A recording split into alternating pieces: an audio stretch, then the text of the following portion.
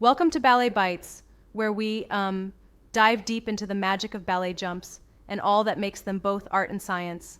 Let's kick off with the way jumps are categorized. Absolutely. It's fascinating how these jumps are broken down into distinct groups like sorts, temps levés, and those more complex ones like entrechats and assemblées, right? Exactly. It's like each category tells a story of its own. Sauts are your basic, plain jumps, whereas temps levés involves a jump from one foot back to the same foot. And then you have the intricate ones where there's that leg beating or shift, like in Right. assemblies. This breakdown not only makes it systematic, but helps dancers and teachers pinpoint why a sauté feels so much lighter compared to, say, an assembly. Yep, that structure really lays the groundwork. It's almost like having a mathematical blueprint for artistry. And speaking of layers, think about combo jumps, the kind that blend elements together.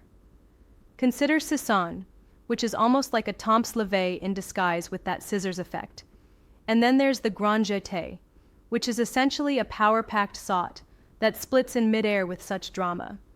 It's a perfect marriage of system and artistry. Right, it's amazing how the combinations not only test strength, but also the dancer's ability to tell a story midair. Moving on, another hot topic is the technique differences between men and women. Traditionally, men are all about the height and that raw power. Think those epic double tours and grand jetés that nearly seem to lift them off the stage. Absolutely. Meanwhile, women traditionally zero in on precision, elegance, and clean lines, really focusing on a neat foot articulation. Yeah, exactly. It's like the two styles complement each other, each honing in on different aspects of the jump, right? For sure, but it's interesting that many coaches, like Mr. Smith for example, are saying that both genders can benefit from the same strength drills. The focus shifts to how each applies those drills.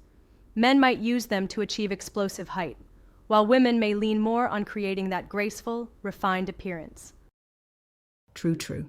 Now, if I may challenge a bit, don't you think that while the physical training might be the same, the stylistic nuances between the genders might need completely different choreographic attention? That's a fair point. I mean, it's like, you can build the same engine and still tune it differently, depending on whether you're driving a sports car or a classic convertible. The core, the muscles, remain the same, but the final output, the artistry, is tailored. Right, exactly. It's all about that application. Blending strength training with the unique stylistic elements each dancer brings to the stage. Totally. And speaking of training, let's jump into the third major question. How can you actually boost your jump power? No myths, just the real deal. The foundation, as they say, is a strong plie. It's non-negotiable. Yeah. Think of it as your springboard. Right. Without a proper plie, even the most explosive calf training is like trying to launch off a deflated trampoline, right? Exactly. It's like, you need that solid spring-loaded base. Then, you ramp it up with targeted exercises. For example, calf raises, single leg balances, and some Pilates core holds for good measure. And of course, don't forget the hip and core strength. Right on. It's a total synergy. Strength plus flexibility plus coordination. Yeah, and coordination is key too. Arms, for instance, aren't just there for decoration.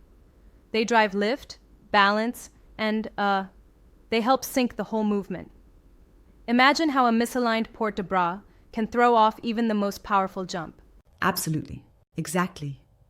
Your arms and legs have to work together seamlessly. And that soft landing you mentioned, it's almost like the punctuation at the end of a sentence. Right. A soft landing means a controlled, sustainable performance. It's crucial for avoiding injuries and ensuring longevity in a dancer's career. It's like, landing gracefully after a high-flying stunt in a movie.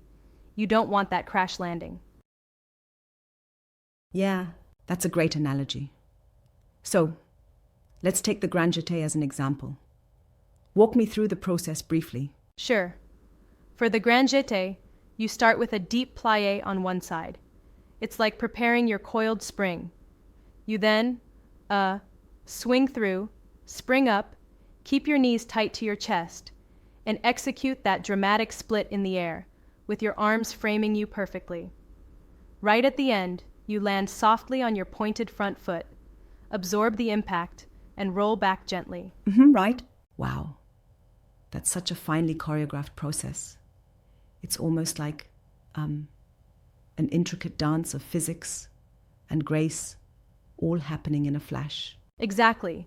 Every microsecond of that movement counts. And each of these elements, when mastered, compounds the overall effect. Think of it as a careful layering of skill, strength, and storytelling. Yeah, definitely. And that's why, even though dance is often seen as pure art, there's a huge science hidden in those steps. Right. The science of timing, control, and even muscle memory. Without solid timing and control, your jumps might look beautiful in rehearsal, but fall flat in performance. Absolutely, absolutely. So, pulling together all of these points, it sounds like there are 3 core takeaways. First, get a deep understanding of the different jump categories. Second, embrace a cross-training approach for both genders that mixes raw power and artistry. And third, put emphasis on foundational techniques like plie, targeted strength training, and coordination. Would you agree? Definitely, that's the essence of it. With the right classification, tailored yet unified training, and a focus on essentials like the plie and coordination, dancers can really elevate, pardon the pun, their performances. Right. And let's not forget, it's all about bringing a story to life through that jump. Each lift, each air moment, can convey more than words could say. Exactly. It's like the jump itself becomes a narrative, a burst of emotion captured in midair. True. I love that imagery. It almost makes you want to jump right into rehearsal. Haha, absolutely. It's infectious, isn't it? And with practices like coordinated arm movement and soft controlled landings, dancers not only avoid injuries, but also ensure each performance is sustainable over time. Yep, for sure. Now, one thing that I find interesting is how these principles, like strong plie form and targeted exercises, are fundamental to jump training. But, don't you think sometimes the artistry side is overlooked in favor of just powering through the technicalities? I see what you mean. It's like, balancing the fire of technique with the poetry of motion. While raw muscle is important, the finesse, the artistic expression in each movement, is what truly captivates the audience. Right, exactly. Because at the end of the day, a well-developed sort is not just about the leap, but about the story it tells in that fleeting moment in the air. Precisely. And it's that storytelling aspect that sets apart a good performance from an unforgettable one. You know, it's like poetry in motion. Yeah, indeed, poetry in motion. And that brings us back to why these classifications and training methods matter. They give dancers not just the raw mechanics, but also the tools to express, well, who they really are on stage. Right on. By understanding these building blocks, the jump categories, the specific differences in technique, and the targeted exercises, one can bridge the gap between mere execution and living, breathing dance artistry. Absolutely. I have to say, it's really enlightening to consider how much thought and precision goes into something that might, at first glance, just seem like a beautiful leap. That's the beauty of it.